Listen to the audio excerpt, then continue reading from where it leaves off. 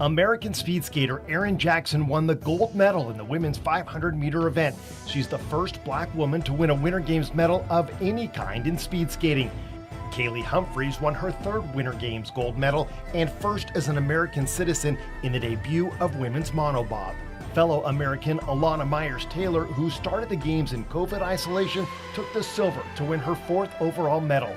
Americans Madison Hubble and Zachary Donahue took bronze in ice dancing in their final Winter Games appearance. Madison Chalk and Evan Bates of the U.S. finished fourth. American-born Eileen Gu qualified for the final in women's freestyle skiing slopestyle. Gu won the gold medal in big air last week, competing for China.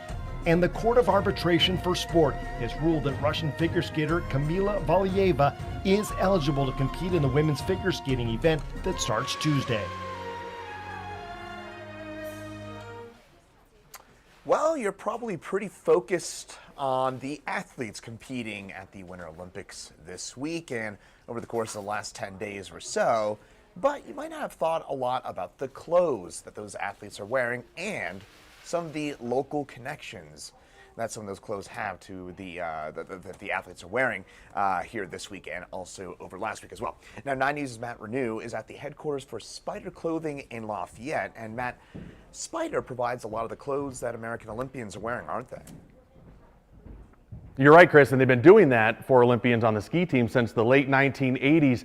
And even more so now, because it started with just the alpine racers, but now they've branched out. They're also supplying clothes for the mogul skiers and the aerial skiers, and it's all sorts of stuff. I mean, you look and it's sort of the warm outer jackets that they wear as they're warming up or moving around. It's the coaches' bibs that they're wearing when they're on the side of the hill, and then it's that stuff's to keep them warm. But they also design the speed suits that the alpine ski racers are wearing, like Michaela Schifrin.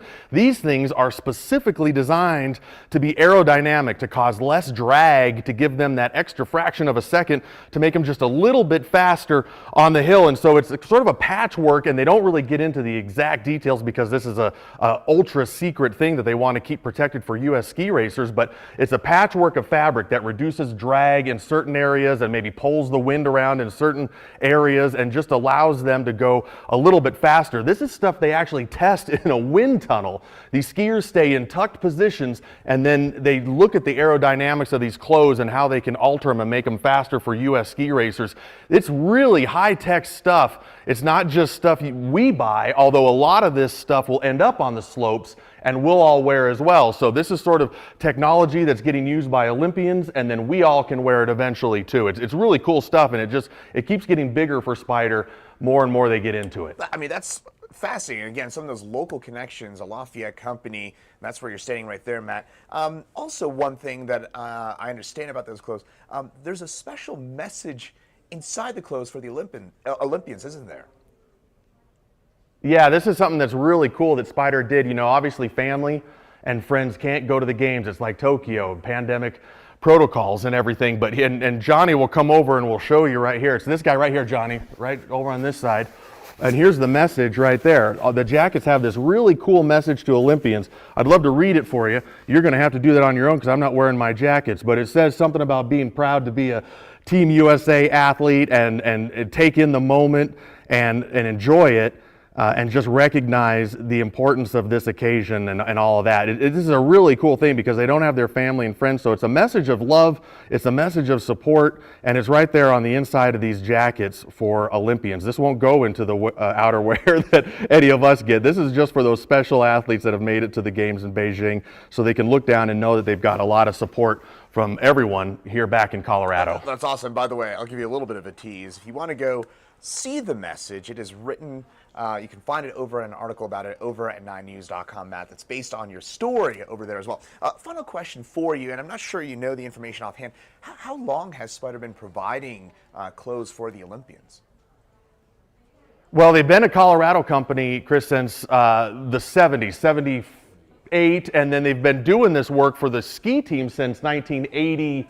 Brady Collins, he's the VP of marketing here. He's feeding me some of these questions, but that's the exact 89 since working with the U.S. ski team. And again, this season, for the Beijing Olympics. They've branched out. It's also mogul skiers and aerial skiers. And some of the cool technology with the aerial skiers is that, you know, we talked about how aerodynamic these suits are for the alpine ski racers. For the aerialists, when they're flipping through the air, they designed the clothes so certain parts of their body would stand out more, so that the judges watching these athletes flip through the air will see the things they need to see to score them better. So just a lot of thought has gone into what they're putting together.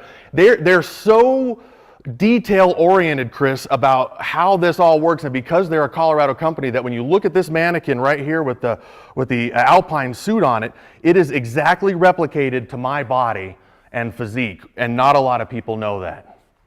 That is, I mean, again, truly striking. And Yeah. that, I mean, again, this is just offhand here, Matt. That's got to make an impact. I mean, you were saying at the beginning about how those clothes are designed to reduce some of the drag and shave a few fractions of a second off of some of these skiers' times. When you're talking about that kind of design, it probably does it, doesn't it? It makes a huge difference. And when we're talking about ski racing, especially with the alpine ski racers, it's a fraction of a second sometimes that separates first and third. And so any kind of improvement you can do aerodynamically that might give you that slight edge is going to really help an athlete out when it comes to being on the podium. The same with aerialists and how they're judged in the air. I mean, we're talking about a small percentage of points, and so anything you can do to give our athletes just a slight advantage out there and staying kind of in the rule book and everything is extremely important and appreciated. And we're seeing that in these Olympics. I mean, you look at the aerial skiers, they're having a great Olympics. You look at the mogul skiers, they're having a strong Olympics. We're seeing the U.S. men's alpine ski team do really well out there, and that's not to take anything away from the physical attributes and the work that they've been doing to get faster on the hill, but it's also talking about these small little percentages that they're getting from the clothing that they're wearing, designed here at Spyder. Of the all-encompassing nature of what it takes to get these athletes on the podium. Of course, 99% of it is the hard work and dedication of these athletes, but also it's the clothes they wear. And again, there's such a, just like with so many of the athletes, especially in the Winter Games, there's such a strong Colorado connection, but same with the clothing as well, Matt. Right, that's it exactly. It still falls on the athletes and their ability, but that small little push with the clothing that they wear and standing out when they're flipping through the air just helps them a little bit more, and that's kind of what we're seeing right here. And it is such an ultra secret industry. You know, everything here, like this right here, we're showing it. I guarantee you, while it looks like the speed suit they're wearing, I can tell you it's not exactly the speed suit they're wearing, because some of this is super secret as far as what they're going to be, you know, showing on the slopes. You just don't want to be spreading that stuff around. As they call it, it's the secret sauce, and you don't want to give that to everybody. Well, absolutely fascinating, Matt. And again, things I don't think I had really thought about, and I think a lot of our viewers hadn't thought of before you went up there to Spyder to check those clothes out there. Matt Renew up in Lafayette at the headquarters for Spyder Clothing. Matt, thanks so much for your time today. Thanks, Chris. Matt Renew again up there in Lafayette. And for a bit more on how those athletes and their clothes will perform at the Beijing Olympics tonight, here's a look at what to watch for.